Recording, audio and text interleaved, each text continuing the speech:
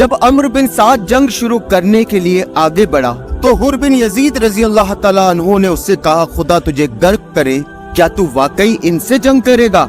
इब्ने साद ने कहा, हाँ खुदा की कसम, और ऐसी जंग की जिसमें सरों की बारिश होगी और हाथ कलम होकर जमीन पर गिरेंगे। हुर ने कहा, क्या उनकी पेश की हुई बातों में से कोई बात भी तुझे मंजूर नहीं? अम्र बिन साद ने कहा, खुदा की कसम, अगर मुझे इख्तियार होता तो मैं जरूर मंजूर कर लेता, मगर क्या करूं, तुम्हारा हाकिम नहीं मानता। हुर रजी अल्लाह ताला अन्हु ये सुनकर वहाँ से हट गए। नवासाए रसूल सल्लल्लाहु अलैहि वसल्लम से जंग के तसव्वुर ने उनके बदन पर कपकपी तारी कर दी और चेहरे पर परेशानी के आसार जाहिर हुए। तो मुहासिर बिन औस कहने लगा, हुर ये तुम्हारी क्या हालत है? तुम पर इस कदर खौफ व हिरास क्यों गालिब है? मुझसे तो जब पूछा जाता कि कोफा में सबसे ज्यादा बहादुर कौन है तो मैं तुम्हारे सिवा किसी का नाम न लेता, मगर इस वक्त तुम्हारी अजीब हालत देख रहा हूँ, आखिर इसकी वजह क्या है? हुर रज़ी अल्लाह ताला अन्हु फरमाने लगे, ये नवासाए रसूल से जंग है, अपनी आकिबत से लड़ाई है। मैं इस वक्त जन्नत और दोज़ख के दरमिया खड़ा हूँ, मगर मैं जन्नत को किसी चीज के बदले नहीं छोड़ूंगा, चाहे मेरा जिस्म टुकड़े टुकड़े करके आग में जला दिया जाए।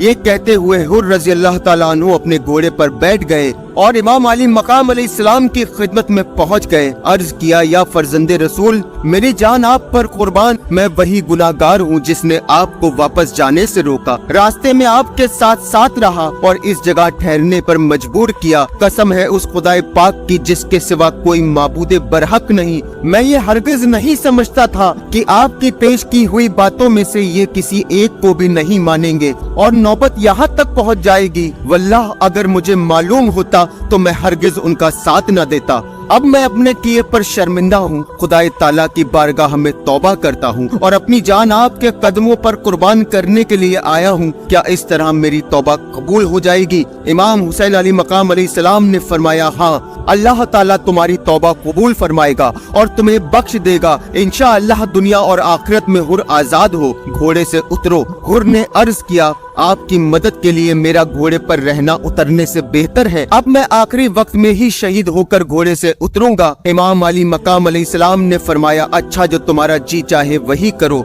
खुदा तुम पर रहम फरमाए। इमाम हुसैन अलैहिस्सलाम से खता माफ कराने के बाद हुर फौरन मैदान में आ गए और पहले मुलायम अल्फाजों में कूफियों से कहा, ऐ लोगो, हुसैन तीन बातें जो पेश करते हैं उनमें से किसी एक को तुम क्यों मंजूर नहीं कर लेते ताकि खुदाए ताला तुमको उनके साथ जंग में मुब्तला होने से बचा दे। इब्ने साद ने कहा, अगर मुझे इख्तियार होता तो मैं जरूर मंजूर कर लेता। ये सुनकर हुर को गुस्सा आ गया और कहा, ऐ कूफा वालों, खुदा तुमको गारत करे कि तुमने नवासाए रसूल सल्लल्लाहु अलैहि वसल्लम को बुलाया और जब वो यहाँ आ गए तो तुमने उन्हें दुश्मन के हवाले कर दिया।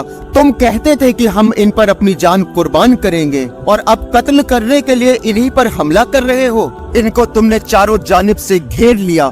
तुमने इनको खुदा की लंबी चौड़ी जमीन में जिधर अमन का रास्ता पाए उधर जाने से रोक दिया और अब वो तुम्हारे हाथ में कैदी की तरह हो गए हैं। तुमने इनको, इनके अहले हरम को, इनके बच्चों को, इनके साथियों को दरियाए फुरात के उस बहते हुए पानी से रोक दिया जिसे यहूदी, नसरानी और मजूसी तक पीते हैं, जिससे जानवर भी पीते हैं, मगर उसी पानी के लिए हुसैन और उनकी अहलो अयाल तड़प रहे हैं। तुमने रसूल खुदा सल्लल्लाहु अलैहि वसल्लम के बाद उनकी औलाद के साथ कैसा बुरा सलूक किया है। अगर आज तुम अभी इसी दम तौबा नहीं करोगे और अपने इरादों से बाज नहीं आओगे तो कयामत के दिन खुदाए ताला तुम्हें भी प्यास से तड़पाएगा। कूफियों के पास इस तकरीर का कोई जवाब न था, इसलिए वो हुर रज़ी अल्लाह ताला अन्हु पर तीर बरसाने लगे। हुर ने ये देखकर तकरीर बंद कर दी। चूँकि अभी जंग शुरू नहीं हुई थी इसलिए वो इमाम अलैहिस्सलाम के सामने आकर खड़े हो गए। उसके बाद हुर का बेटा इजाजत लेकर सबसे पहले मैदान में गया और जंग शुरू की।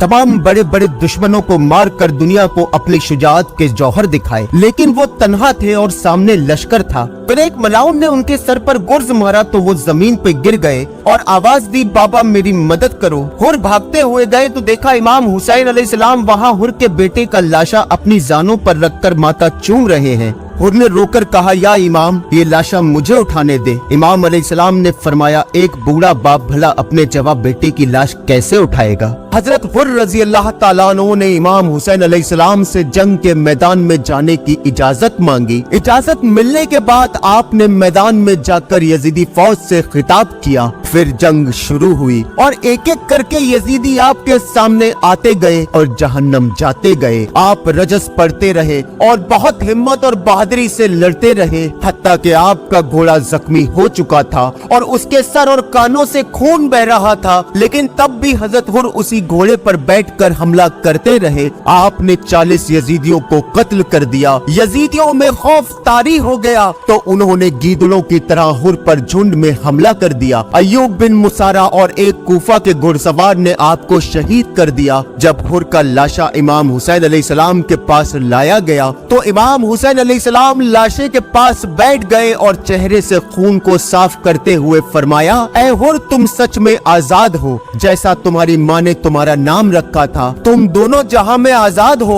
और फिर इमाम हुसैन अलैहिस्सलाम ने हजरत हुर के चेहरे पर एक कपड़ा डाल दिया।